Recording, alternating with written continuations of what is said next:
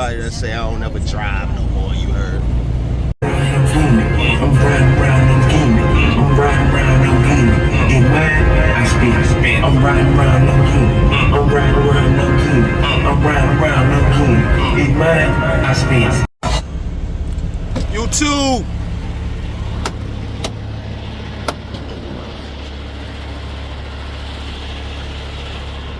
Shout out to everybody that asks me all the time if I still drive. Well, we'll never see you in no driving no more. You just be riding in your car.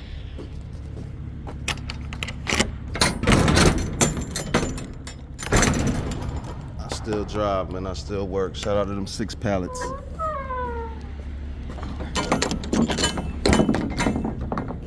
I've never been one to drive every day. But I still get out here, get my hands dirty. Shout out to everybody that remember this blue truck I bought on a damn auction for the low. But I'm here, man. It's the guy, not your average trucker. Back at it with another video.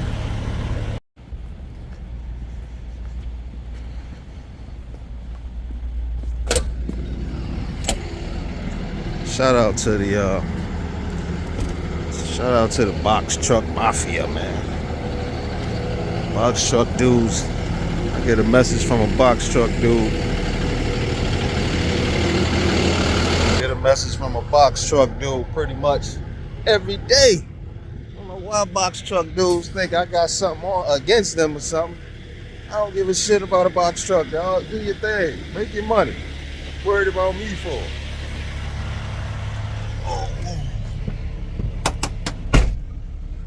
But like I said, man, another day, another dollar.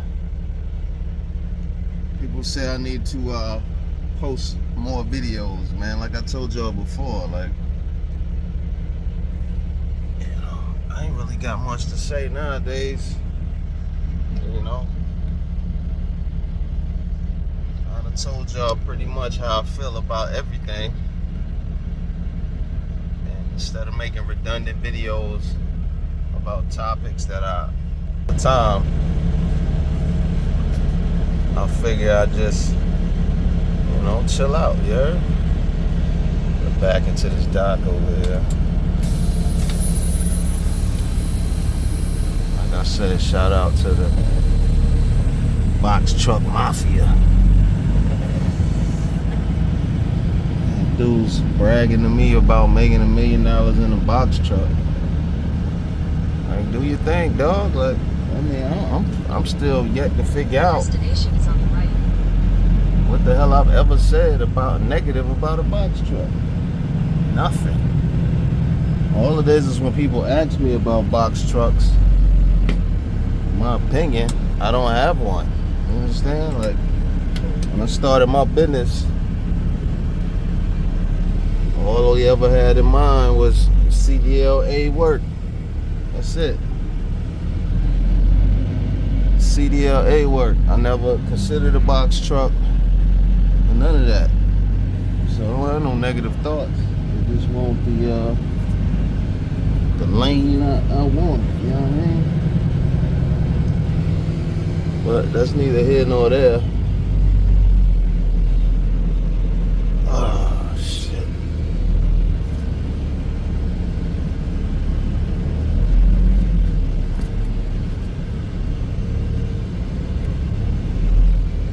I'll tell y'all something funny though. I got a Freightliner. I think I made a video about it before. That was the one that one of my drivers was parking in their crib. Somebody spray painted it, right? Anyway, today is March. Today is March the 15th. This driver was driving that sun is on my eyes. This driver was driving that Freightliner October 26th, right? This is before Halloween. This is almost 5 months ago, right? He was driving. He said he heard a pop. So he pulled over. He thought it was a tire or something. He pulled over. Didn't see anything happening. So he got back on the road. Drove another 2 miles. And then drove another 2 miles. And then the truck wouldn't go no more, right? So he pulled over. He called me. All ecstatic or whatever. Hey man, truck wilding out pretty much. And I'm like, what's good? Anyway, long story short, turns out his drive shaft had broke off, and when it broke off, it pretty much ripped up all the wiring and hoses under the truck. I mean, the harness, shout out to 6 Pallets. I'll tell y'all, when I do drive, I don't do much of nothing. I ain't out here picking up full truckloads and sitting at a dock all goddamn day. That ain't me. But anyway, I get it towed to the spot because that drive shaft had just been replaced maybe 3-4 months earlier. So I reach out to the spot that it got done at because, you know, it should be warranted or whatever. So I get a tow truck. We tow it to them. This is October 26th. Once again, today is March the 15th. We tow it to them. They see that everything's ripped out. Like, I'm gonna see if I got pictures and I'll try to add pictures to this video, but everything had been ripped out. So it needed a wiring harness, multiple wiring harnesses.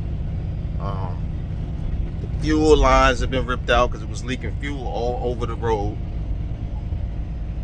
Freaking air hoses, like pretty much the entire bottom of the truck was jacked up, right? So I get it towed to them and they like, yo, you know, it's partially our fault.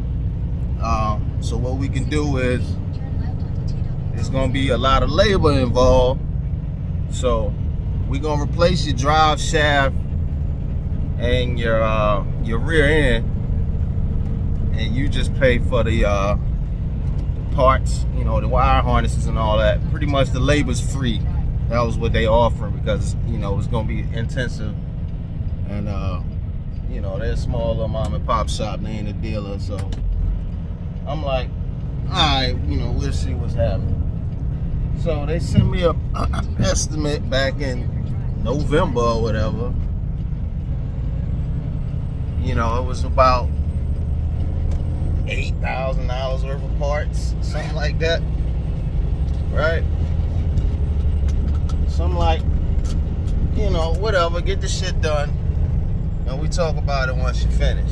But they the type of spot, I guess they done had a lot of people dashing on them. I've been doing business with them for maybe 2-3 years. They done fixed a few of my trucks, and they on some, well, we need you to prepay for the parts, right? So I'm like, all right, I get these motherfuckers $8 grand in November. We are in March now, right? So a few times, you know, they had to wait on parts. Few times the freaking Freightliner sent them the wrong part. Shout out to my man on the way to work with his hoodie on. So, in essence, Freightliner kept sending them the wrong harnesses, right?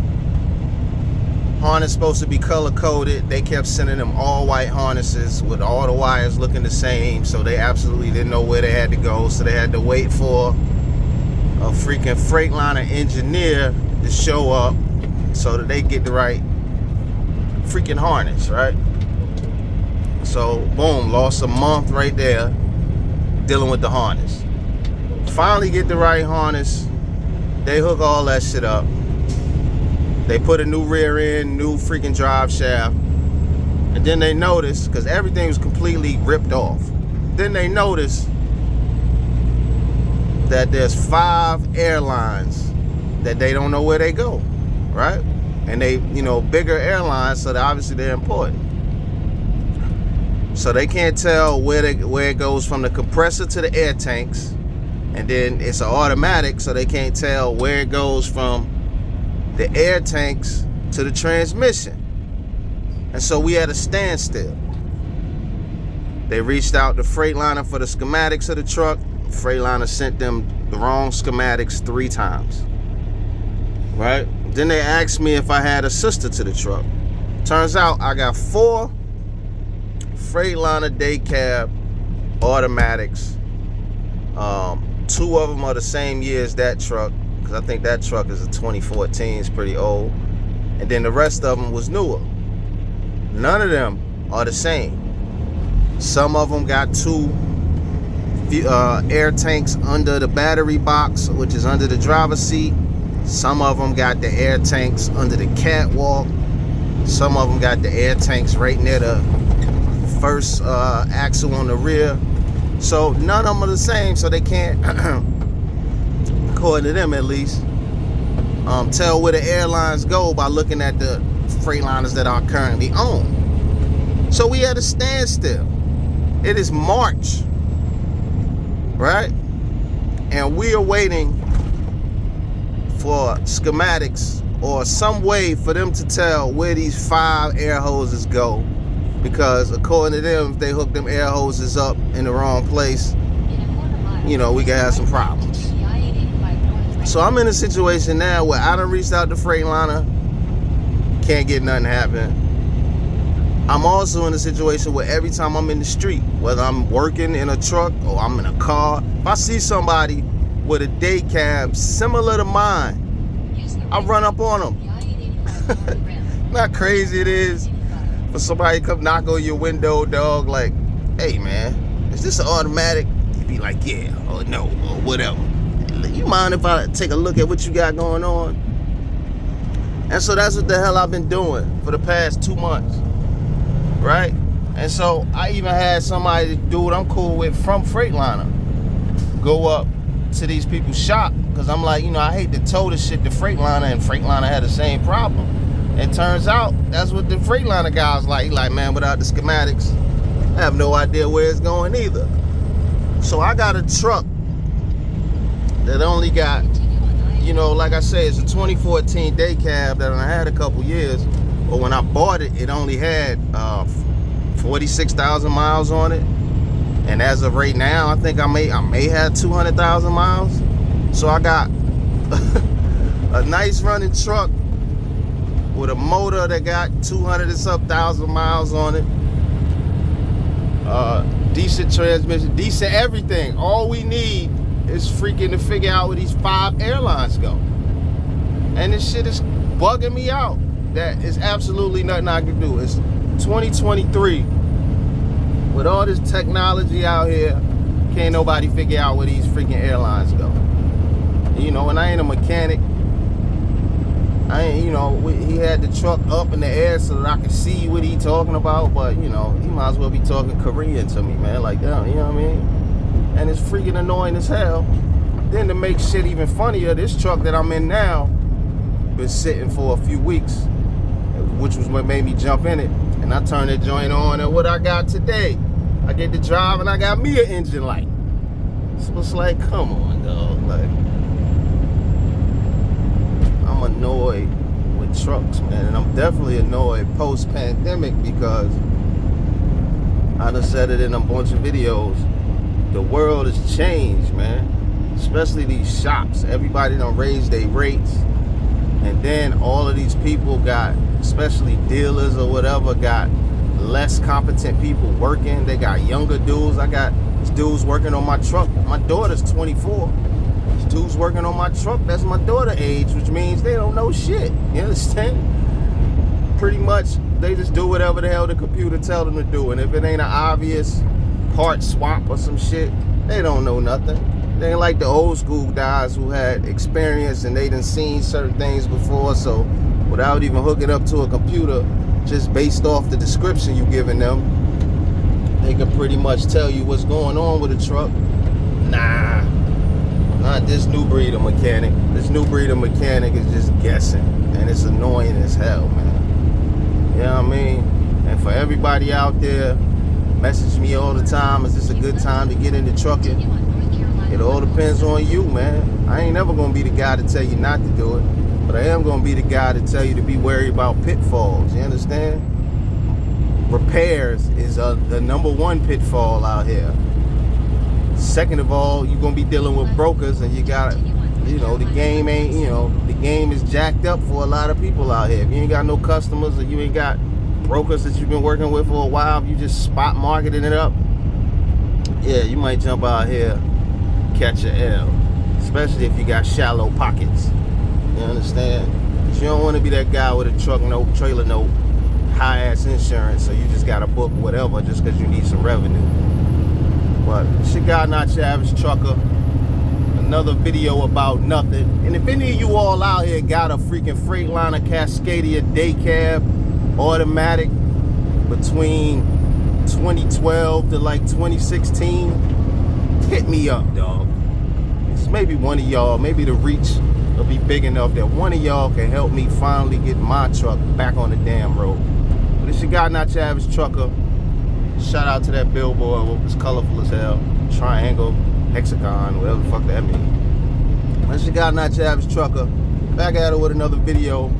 Out here on the highway. I'm currently in Durham, North Carolina, on my way back to Charlotte. Well, I'm actually on my way to High Point, North Carolina, to pick up a load to take back to Charlotte.